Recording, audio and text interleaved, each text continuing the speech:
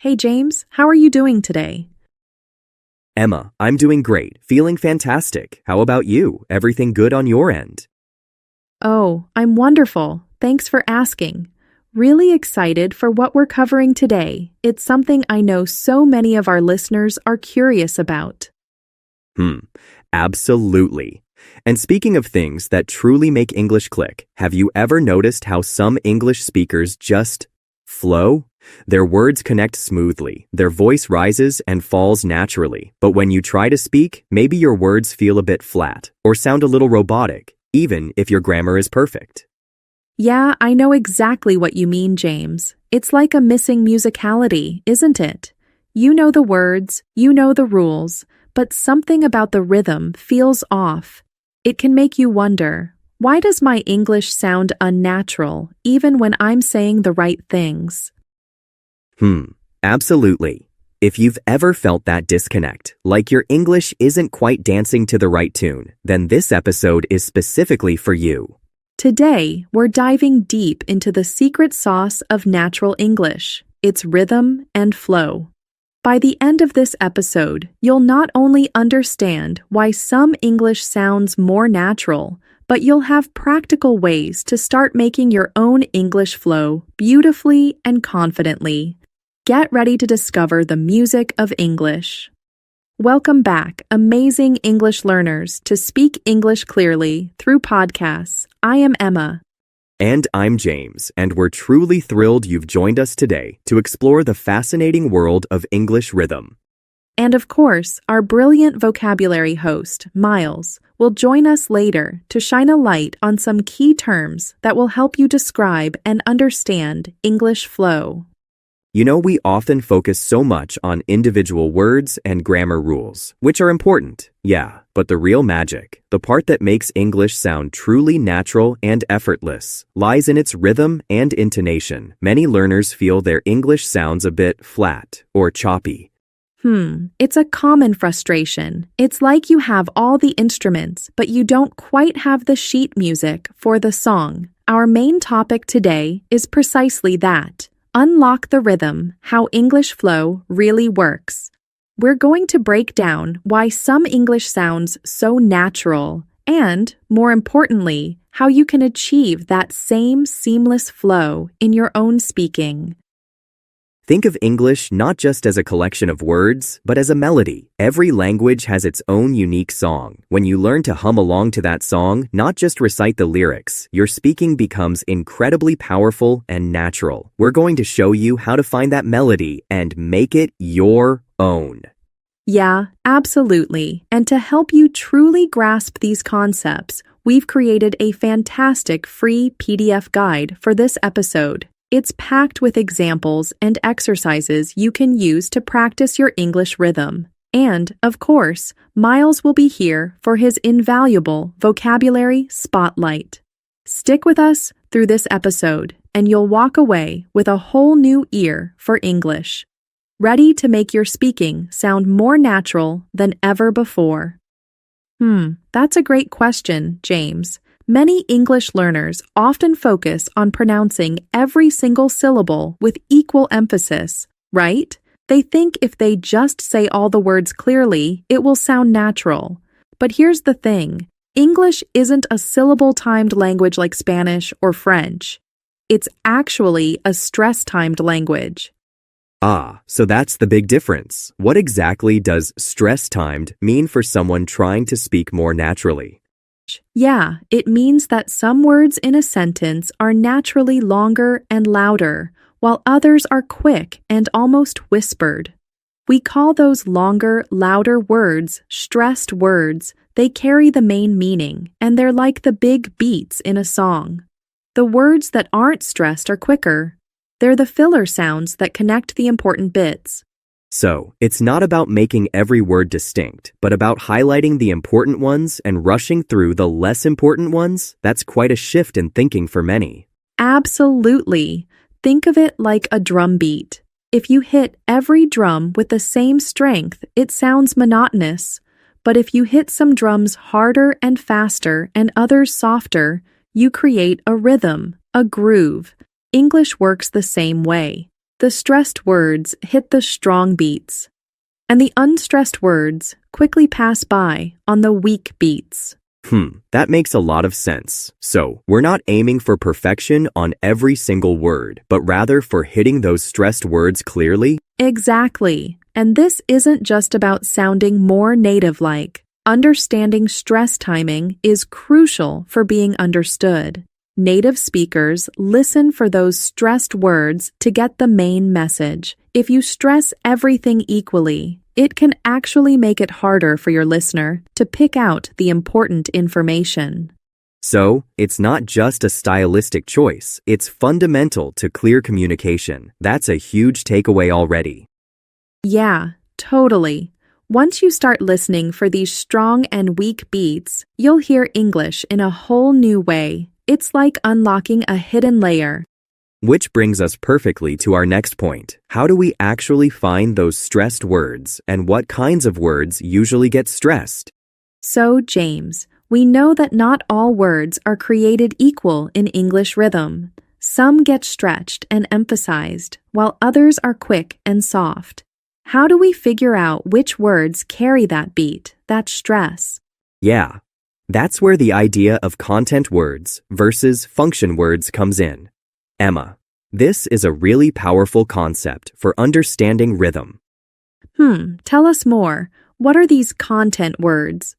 Content words are the ones that carry the main meaning of a sentence. They're the nouns, verbs, adjectives, and adverbs. Think of them as the anchors, the important pieces of information. For example, in the sentence, she bought a new book. Bought and book are content words. Okay, so these are the words we usually stress because they're essential for understanding. What about the function words then? Exactly. On the other hand, function words are those small connecting words that don't carry much individual meaning, but they're vital for grammatical structure. These are words like articles, a, an, the, prepositions, in, on, at, conjunctions, and, but, or, and auxiliary verbs, is, are, do, have. They're like the tiny springs and screws that hold the main parts of a machine together. Ah, I see. So, in our example, she bought a new book. A would be a function word, so it would be quick and unstressed. Yeah, absolutely. And the magic happens when you realize that English speakers naturally reduce these function words. They make them shorter, sometimes even changing their vowel sounds to a softer, quicker sound, like the schwa sound, that sound. This reduction is what creates the natural ebb and flow, the rhythm. So, it's not about being lazy. It's about being efficient with our mouth movements to create that natural melody. That's really insightful. Exactly. Think of it like this. If you were to write a telegram, remember those old short messages? You'd only use the content words because they convey the essential information. The function words are there to make it grammatically correct and natural sounding when spoken. But they don't get the stress.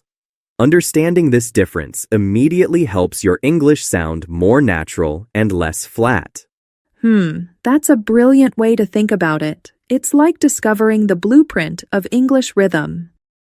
And once you know what to listen for, you can start to mimic it, which brings us to our next point, how we can actively practice hearing and producing this stress-timed rhythm. So, Emma, we now know that English is stress-timed and that content words carry the main beat. That's a huge theoretical leap, but how do our listeners actually feel this rhythm and start incorporating it into their own speaking? Yeah, that's the exciting part, James. This is where practice really comes in. We call this our hum and highlight method.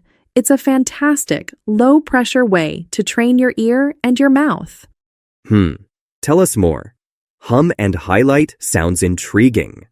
Absolutely. Here's how it works. First, listen for the melody. Pick a short English sentence from anything you're listening to. This podcast, a show, a song. Listen to it a few times, just for the melody of the sentence. Where does the voice go up? Where does it go down? Which words sound longer and stronger? Next, hum the sentence. Don't say the words, just hum the tune of the sentence. matching the rhythm and intonation you heard. This bypasses the pressure of vocabulary and grammar and focuses purely on the music. Then, highlight the stressed words. Once you've hummed it, go back and try saying only the content words, the nouns, verbs, adjectives, adverbs, making them strong and clear, but still keeping the overall melody you hummed. The function words should be like quick breaths between them. I love that. It makes so much sense. You're essentially training your ear to hear the rhythm and your mouth to produce it without the cognitive overload of worrying about every single word. Exactly. Think of it like a musician learning a new piece. They don't just read the notes, they feel the rhythm, they practice the melody, and then they add the full performance. This practice helps you feel the flow without the pressure of a perfect performance. You'll find your English sounding less like a flat list of words and more like natural, flowing conversation. Yeah, it's a brilliant way to build that muscle memory for natural English rhythm, and once you start doing this, you'll hear the world differently. You absolutely will. And speaking of words, Miles is ready with our vocabulary spotlight to highlight some key terms from today's discussion that will help you articulate these concepts with confidence. Thanks, Emma and James. Hello, everyone. I'm Miles, and it's time for our word spotlight, where we make the essential vocabulary from today's discussion truly stick. We've talked a lot about English rhythm and flow, and these words will help you articulate exactly what's happening when you speak. First up, a key concept we discussed today, stress-timed language, means a language where some words are naturally longer and louder than others. Example, English is a stress-timed language. Let's practice this. Stress-timed language. English is a stress-timed language. A verb describing how we say those quick words, reduce, means to make a sound or word shorter and less clear when speaking quickly. Example, English speakers naturally reduce these function words. Try it. Reduce. English speakers naturally reduce these function words. The natural up and down of speech, intonation, means the rise and fall of the voice in speaking, giving meaning to sentences. Example, English rhythm lies in its intonation. Let's say it, intonation. English rhythm lies in its intonation. How smoothly words connect, flow, means the smooth, continuous movement of speech. Example, you can achieve that same seamless flow in your own speaking. Practice, flow. You can achieve that same seamless flow in your own speaking. To make something clear or stand out, highlight, means to emphasize or make something clearly visible. Example, try to highlight the stressed words. Say this, highlight. Try to highlight the stressed words. A sound that many reduced words take on, schwa, means a very common unstressed vowel sound in English, like the in about. Example, function words can change their vowel sounds to a soft schwa sound. Try it, schwa. Function words can change their vowel sounds to a soft schwa sound. A word describing something that is repeated and dull, monotonous, means dull, tedious, and repetitive, lacking in variety and interest.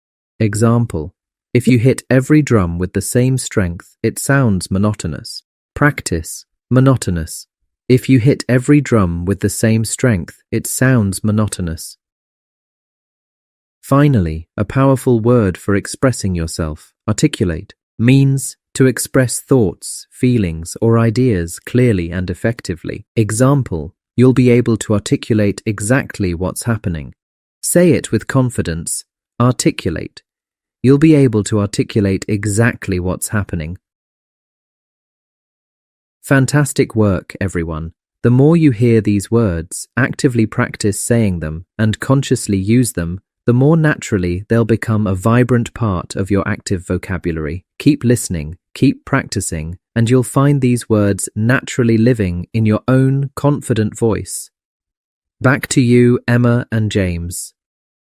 Wow, Miles, those words really help clarify what rhythm actually means in English. Thanks. They absolutely do, Emma. And for our amazing listeners, if you've been nodding along, feeling those aha moments about stress and unstressed words, you're already tuning your ear to the true music of English. Yeah, that's it. Remember, it's not about being perfect from day one, but about understanding this rhythm and practicing consistently. Every hum, every highlight, every time you try to feel the flow, you're getting closer to that natural English sound. You're already on your way to sounding more authentic and clearer. And to make sure you can keep practicing and reinforce everything we've talked about, don't forget to grab your free PDF guide for this episode. It includes all the examples, practice sentences for the hum and highlight method, and a full summary of Miles's vocabulary. You can find the link to download your free PDF right in the description of this episode. And please make sure you're subscribed to Speak English Clearly through podcasts so you won't miss our very next episode, where we'll continue to uncover more practical secrets for achieving truly clear and confident English speaking.